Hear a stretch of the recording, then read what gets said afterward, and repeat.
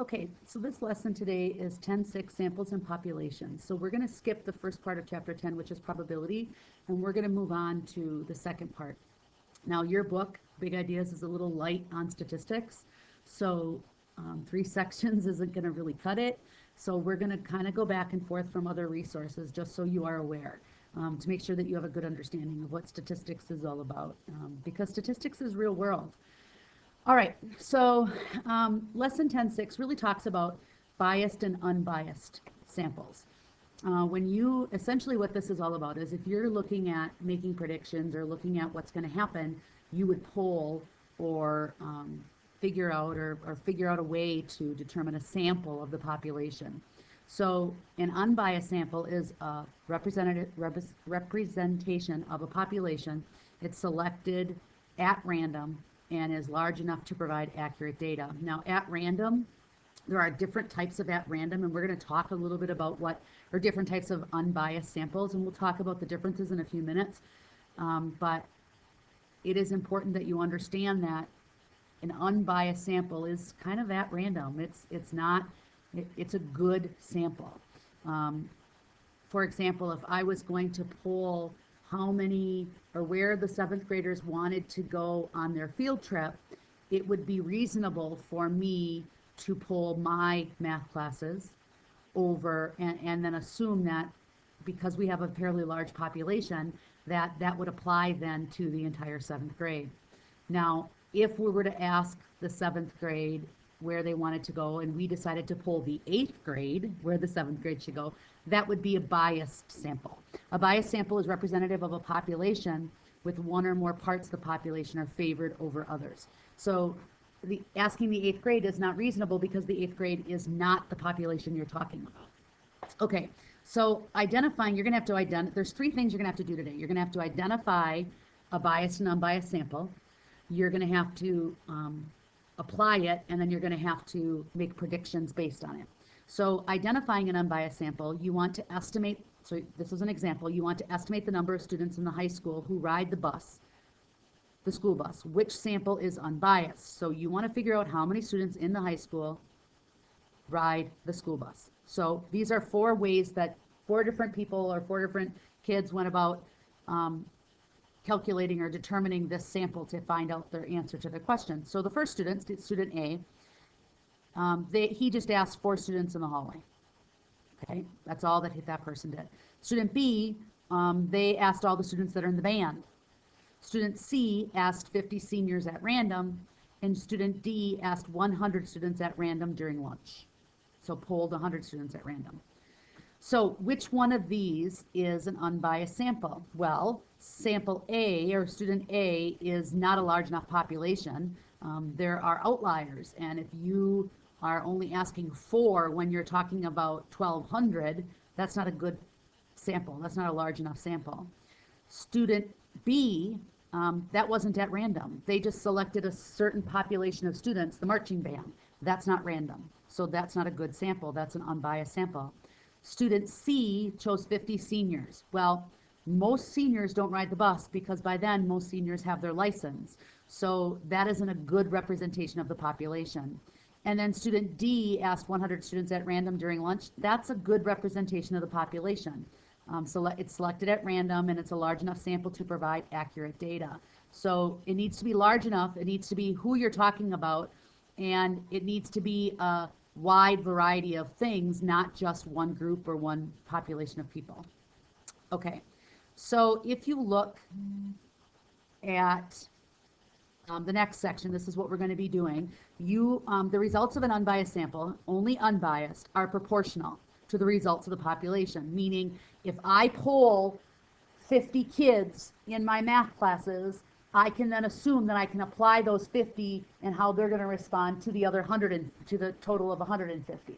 So if I poll a third of the students, that it's going to work itself out probability-wise and statistically-wise. So it's going to be a proportional relationship. So therefore, because it's a proportional relationship, you can make predictions.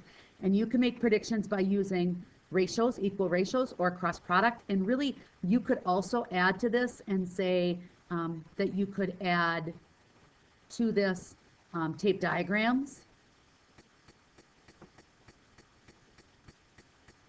or also double number line. Those are also ways that you could also use this. I'm not saying that you would, but those are options of things that you could do. So the second part of this lesson is to determine whether the conclusions are valid. So now you have a population and you are going to base your conclusion and say, okay, this is real. This is why it's going to work. So you want to look, you have now not just a question, you have a question and an answer, and you're going to analyze them both. So in this first example, you want to know the residents of your town, how the residents in your town feel about a new stop sign that's going up. So you survey 20 people who live closest to the new stop sign. 15 support the sign, 5 do not. So you conclude that 75% of the residents of your town support this new sign. But this is not representation of a good sample, a good population of residents in the town, because guess what? Those are the ones that live by the sign, and the town has a lot more. So the people, it makes sense that the people around that sign are going to want it because they live there. But that doesn't mean that the entire town is going to want it. So that's a really bad sample. It's a biased sample, okay? The next example we have is example B. You survey 100 residents at random for the same stop sign. 40 support the new sign and 60 do not. So you conclude that 40% of the residents in your town support that new sign. This is a good sample of population. This sample represents the entire population, a good sampling, a mix of everywhere. So that would be a good sample and a good conclusion. Okay, so now the third part is making predictions. So when making predictions, this is an example of movies per week. So you ask 75 randomly chosen students you choose 75 randomly selected students to ask them how many movies they watch each week. So you talk to 75 students in your school. There's 1,200 students in your school. And out of those 75, you have 30 of them watch none, 21 watch one, and 24 watch two or more. This sample is representative of the population. It's random, and it's a large enough sample to provide accurate data, so it's an unbiased sample. So you can then make a prediction on that population. So you can create a proportion to solve, or like I said, you could also use equal ratios, or you could use a double number line or a tape diagram as well. So in here they did 21 over 75 equals n over 1,200. You would then multiply 21 times 1,200 and 75 times n, and then divide both sides by 75, and you would get 336. Okay? So now what I would like you to do, I don't want you to do 3, I would like you to do 4 based on this same question. I want you assume, because they did 75 randomly, that's a great sample, it's unbiased, it was random, you know, it is a good sampling of an entire population. I want you to use this information then to make a prediction about the number of students in the school who would choose 2 or more movies per week. So pause your computer and do that for me. Okay, in example 3, you're going to predict the number of students in the school who watch 2 or more movies each week. Okay, well, if we have 24 students that selected here 2 or more movies, then it's 24 over the 75 that were asked. Okay, then it's X over 1,200 because there's 1,200 total in the school. So it's sample over total. Okay, so 24 out of 75 compared to X over 1,200. Now I'm going to use equal ratios. You could do cross product, but I'm going to use equal ratios. And I'm going to say, okay, how many times can 75, what do I do to 75 to get it to be 1,200? Or how many times can 75 go into 1,200? That's 16. So you're going to multiply 75 by 16 to get 1,200, which means if you do that, because they're proportional, you need to also do it to the top part of your ratios. So 24 times 16 then would be 384 students. And you should write this in a sentence. And that's the thing about statistics. There's going to be a lot of writing explaining what you did. And you're going to have to do that. So 384 students watch 2 or more movies. That would be a great way to solve that. Okay, next. So on your practice, you're going to do number 5, number 7, number 9, and number 11 on page 444. Okay, now before you do that, I do want to talk to you a little bit about different types of biased and unbiased samples. So to get valid, come on, let's work there. To get valid results, a sample must be chosen very carefully. An unbiased sample is selected so that it accurately represents the list, the samples, the entire, sorry, I'm losing my train of thought. Accurately represents the entire population. There are two types of unbiased samples. So the first one, and this is what I really want you to understand, is this chart. The first one is a simple random sample. And a simple random sample is when each item or person in the population is likely to be chosen as any other.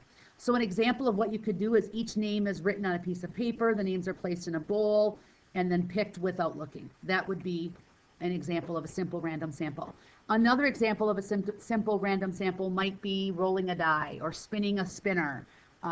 Those would be examples of things that are random, okay? But it's simple. It's a simple way of doing it. Now, there's also something that's called systematic random sample. A systematic random sample is when the items or people are selected according to a specific time or item interval. We're going to do an activity later where you're going to have to do some sampling and you're going to have to do some determining of a good sample.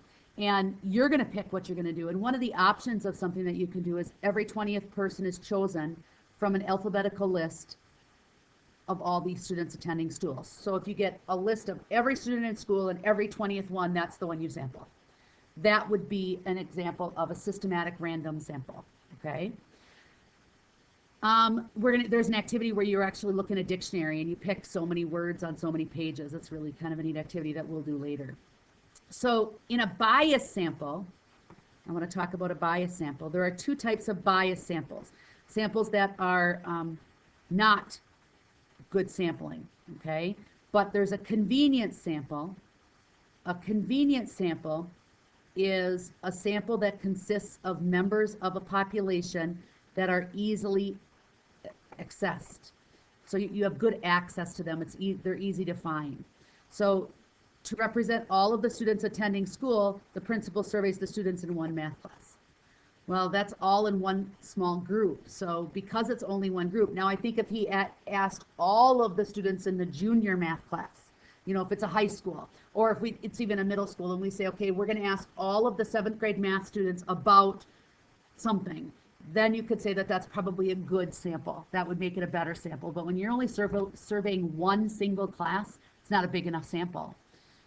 There's also a voluntary response. This is also not a great form of samples. It's a biased sample. A voluntary response involves only those who want to participate in the sampling. That's a bad sample. Students at a school who wish to express their opinions complete an online survey.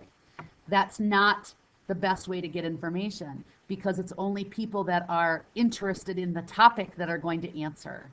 And that's the thing about like polling right now with the presidential campaign and everything that's going on. You hear about polling, especially the Marquette poll and the St. Norbert poll and all these colleges that create these polls.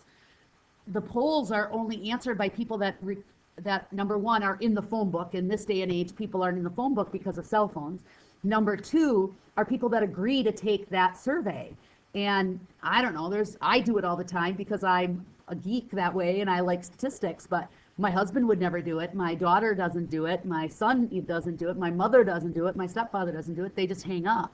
So that's not a great sample. It's a voluntary response sample, and it's really biased. That's why polling has plus or minus whatever, which means it's not a great, there's a % of error there. So, okay, so that's what I really wanted you to make sure that you understood, that there's several different examples of biased and unbiased, or types of biased and unbiased samples. Okay, so now you need to do those practice problems for tomorrow. And we are